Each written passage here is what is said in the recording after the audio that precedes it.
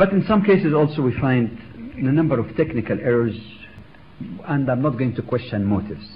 In some cases it's deliberate distortion, in some cases it could be lack of sufficient and authentic information.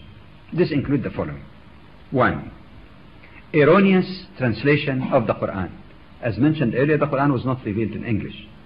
There are always problems of translating anything from one language to the other, but in the case of the Quran, grave errors will take place, and inshallah we'll see an example on that, on the issue of not taking Jews and Christians as friends. Number 2. Sometimes a translation might be correct according to the dictionary, but not correct according to the specific Sharia meaning. Just to give you one quick example. The term people of the book. Depending on the context of a specific ayah in the Quran, it could be used to refer to both Jews and Christians. In some context only to Jews, in some context only Christian, and it's the same identical term.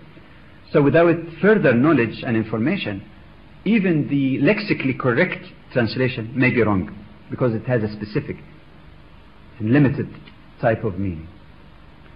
The third error is multi-error actually. 4 types of error that I usually love to use the term the cut and paste type of error, to use the computer language.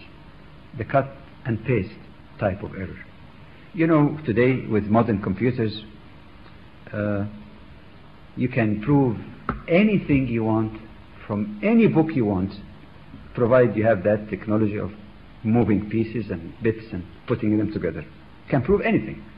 You know, the most false and ridiculous thing you can prove using this. And that takes 4 forms. 1. To clip an ayah in the middle. Take one part of the ayah, the beginning or end, or in the middle even, and leave the rest of the ayah. And we see the example about this so-called ayah to sayf, the verse about the sword in chapter 9 verse 5 in the Quran. Clipping an ayah that sometimes reverse the meaning. Of course Muslims are familiar with this interesting example when they say that you can prove from the Quran that Muslims should never pray. لا تقربوا الصلاة. Not only don't pray, don't even come closer to prayer.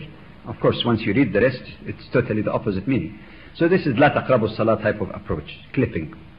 Secondly, even if an ayah is quoted in full from the Quran, oftentimes it cannot be fully understood without looking into the section where it occurred, because there is some continuity in the meaning, not necessarily for the whole surah, but at least even for a section, like the first 15 ayahs in Surah Al-Bara'ah, Surah 9, and inshallah I'm coming to that. So that's another pitfall.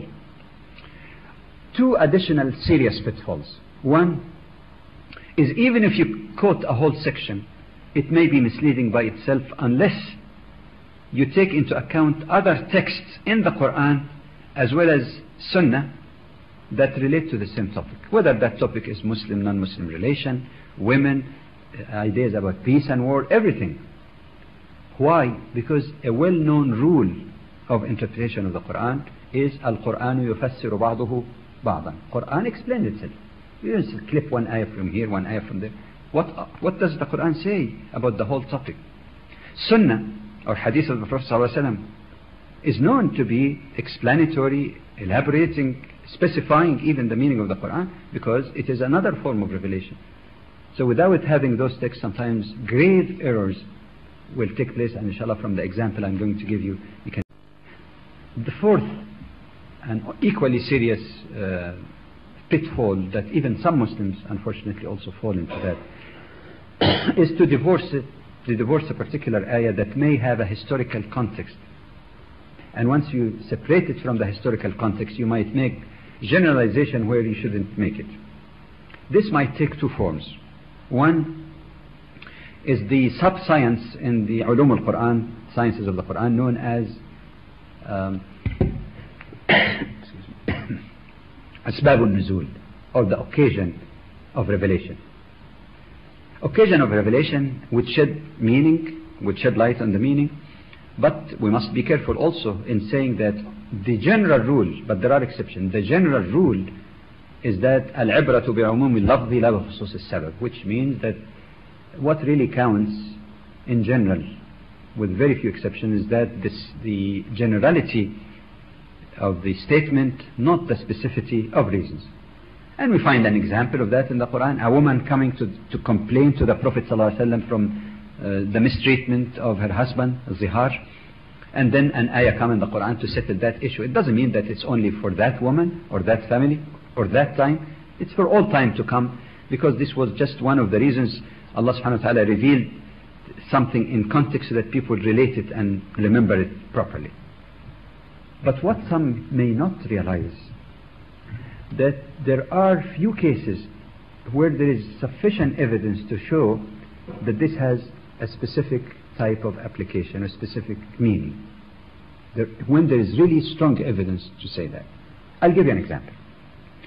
In the Quran, it's speaking about people who prepare to fight against Muslims. The Quran says, الَّذِينَ قَالَ لَهُمُ النَّاسُ إِنَّ النَّاسَ قَدْ جَمَعُوا لَكُمْ فَاخْشَوْهُمْ فَزَادَهُمْ إِيمَانًا. The text would say that those who were told by an-nas, remember the word people, that an-nas have gathered an army to fight against you, but that increased them only in iman. Now if one were to apply the valid and generally applicable rule, al-ibratu bi'umum al-lafz, he would say that an-nas here mean all mankind, from Adam to the last day. But in historical context, was it true really that all mankind from China to Allahu A'lam where were gathering to fight against Muslims? Did the people who tell the Prophet that, or told the believer this, were all of mankind come from China to tell them that all humankind are going to fight against you? There must be some sense here. And that's quite different from when we read in Surah Al-Hujurat that I cited, Surah 49, Ayah 13, or for example in the first Ayah in Surah Al-Nisa, Ya ayyuha nasu inna khalaqnakum, that Allah is the creator of all mankind. You don't say, no, this is specific. The umum, the generality here is very obvious. So again, one has to be careful in issues like that. But there is also another specific area that is more sensitive even, and I do hope that inshallah it would be clearly understood. If there is ambiguity, please ask me. But let me give an analogy first. When you're planting a tree before it takes root, you take extraordinary measures to protect it, because it hasn't got roots yet. It's very small, very weak. So what do you notice when they plant a tree like that? They have some hay, if it's cold, to protect it from cold, and then they make ropes and stake it in the ground so that the wind wouldn't blow it. But once the roots are established, you don't need those measures. And inshallah, I'm going to show in a few minutes how there were special circumstances also surrounding the emergence of Islam, and hostility in the very heart of Islam and in the immediate area surrounding that required special measures, otherwise Islam would have been totally wiped out. And to keep claiming that these are general things that should be applicable in any place or time is a matter that needs a much more careful analysis. But let me take some of the issues of objection they raise. First, they say that the Quran uses a derogatory term to refer to those who do not accept Islam. You call them kafirs or kuffar, and say that those kafirs are going to land in the hellfire. They will be entered. And they say that this is an obvious derogatory remark about people who did not wish to accept Islam. It's not very friendly. Not only this, it evokes hatred and violence, because the Muslim knows that, or at least is told, that those kafirs are going to the hellfire. First thing, the fact that there should be no blurring of the line between Iman and Kufr is indisputable. But is there anywhere in the Quran an authority given to the Muslim to punish the person who is a kafir? He's peaceful, but he's a kafir. He chose not to accept Islam. Is there any provision that one should punish him in this world here? None whatsoever. Therefore, we must say that a Muslim should be spiritually humble as well. And you know, there is a hadith Qudsi, when somebody made a statement, Allah will never forgive that person. And Allah says in the hadith Qudsi, who is that person who's putting himself ahead of me. I have forgiven that person and I've punished you. A Muslim should be humble. And who said even that a believer who claims to be a believer or Muslim is guaranteed, can say at any point in his life before death, that I am going to the paradise, not like you, kafir.